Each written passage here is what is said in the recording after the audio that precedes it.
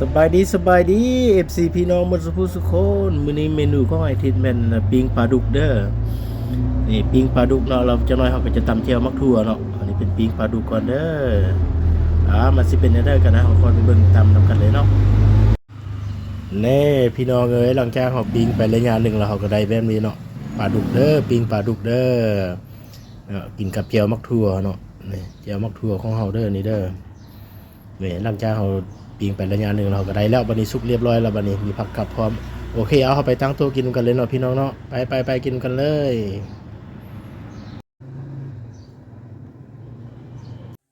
สบายดี FC พี่น้องหมดทุกผู้ทุกคนเด้ออาทิตย์ทั้งซ่ามาแล้วเด้อ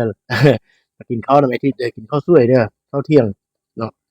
หลังจากเฮาปิ้งไปเนาะปลาดุกอันนี้หลังจากเฮาปิ้งไประยะหนึ่งมันสุกแล้วเฮาก็เอามาตบแต่งกินเลยเนาะอันนี้เป็นเนี่ยนะเจียวมักถั่วของเฮาเนาะนี่เจียวมักถั่วเด้ออาทิตย์ตำเองเด้อเฮ็ดเองหมดเนาะอาหารเฮ็ดเองหมดเออเนี่ยน่าแซ่บบ่เจียวมักถั่วกินกับปิ้งปลาดุกกินกับปิ้งปลาดุกเด้อพี่น้องเด้อมาหิวแล้วนี่กินกับข้าวเหนียวเนาะ12โมงนี่เนาะบ่ได้กินข้าวเทื่อมากินนำกันเนาะปิ้งปลาดุกเด้อพี่น้องเอ้ยอร่อยนี่มีผักกับกิ๊กซะกันนั่งท้องนี่อือ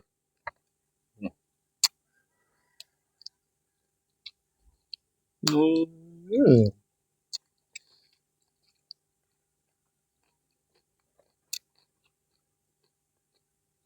อื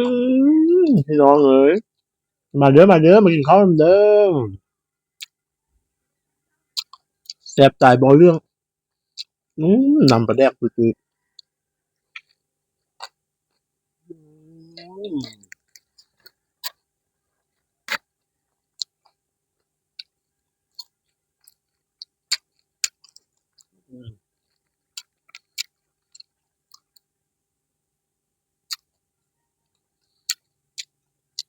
แซ่บได้ใจเลย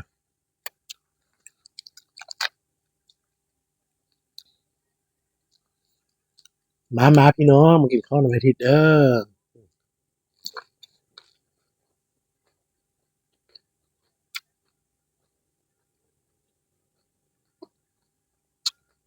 นำปลาแดกนัวๆ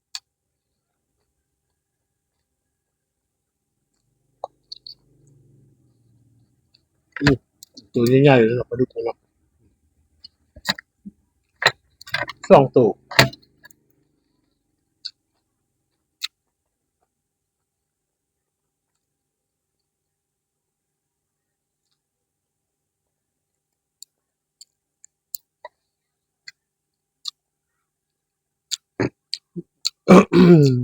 นัวๆเผ็ด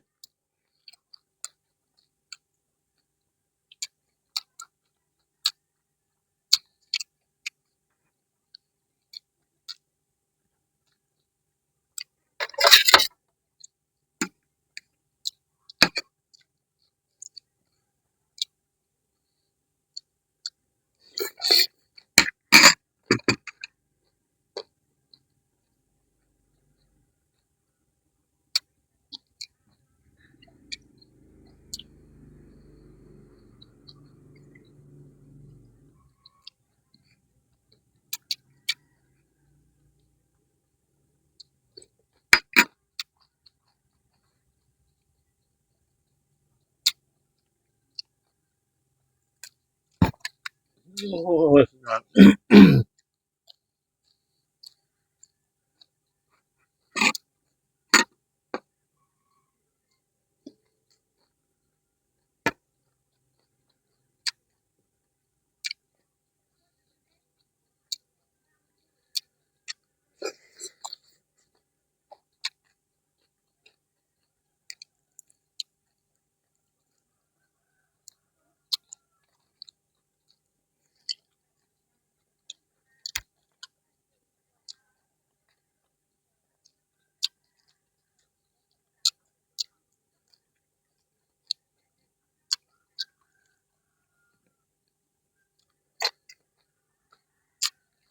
อ้ยบักมัน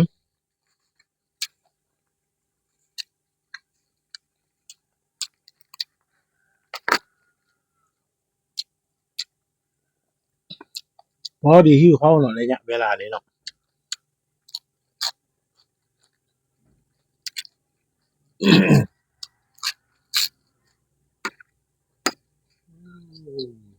สุดยอดอืม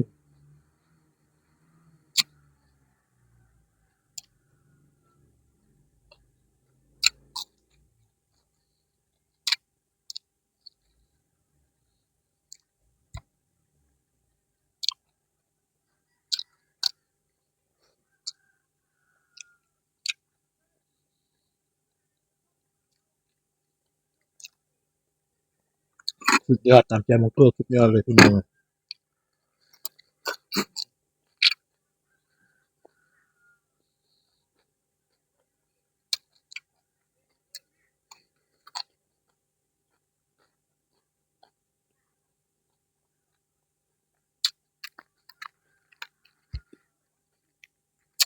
อืมมัน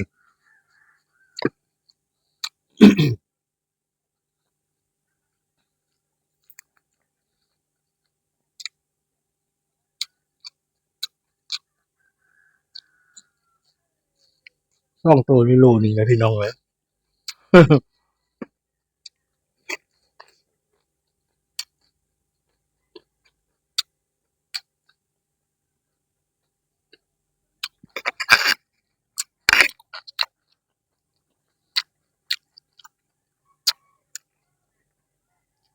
โอ้มีไก่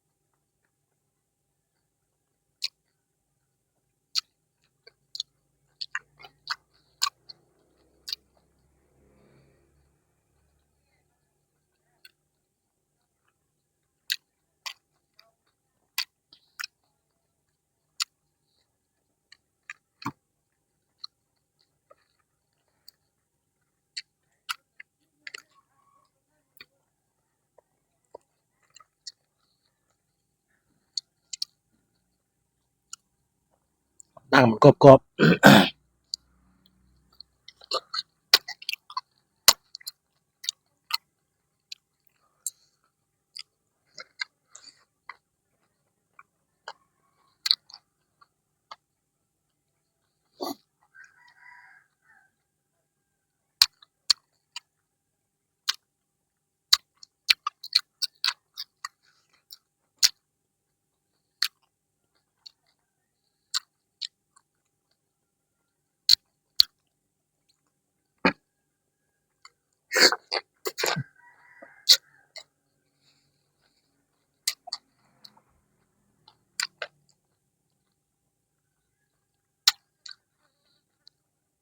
น้ำปลาแดงนี่หนัวขนาดน้ำปลาแดงเลยสุดยอด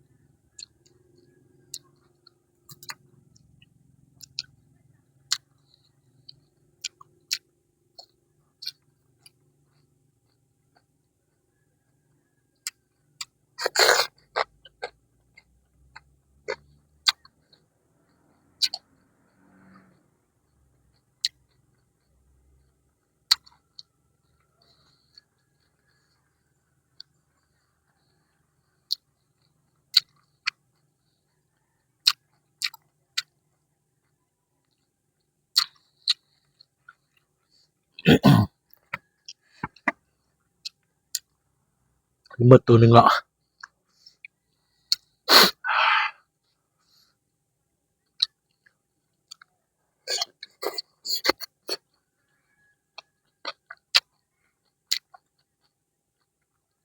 ทั้งเผ็ดทั้งรัว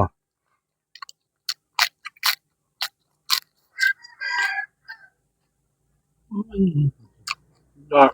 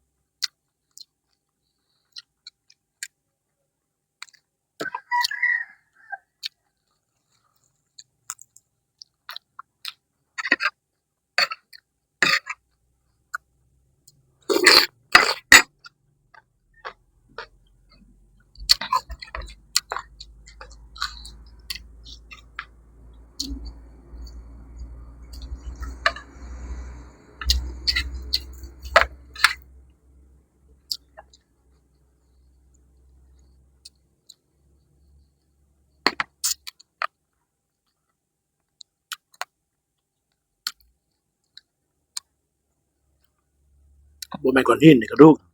ครับ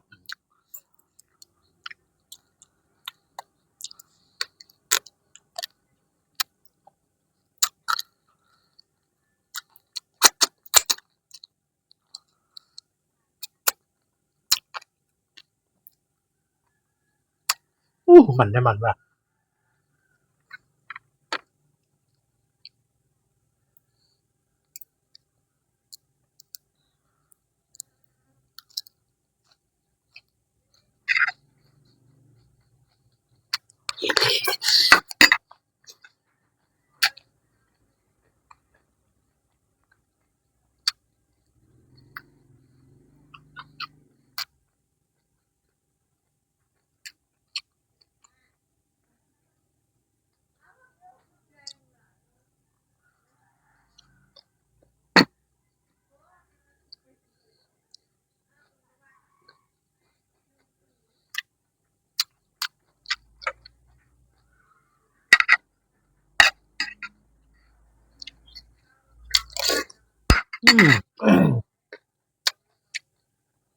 อิ่มแล้ว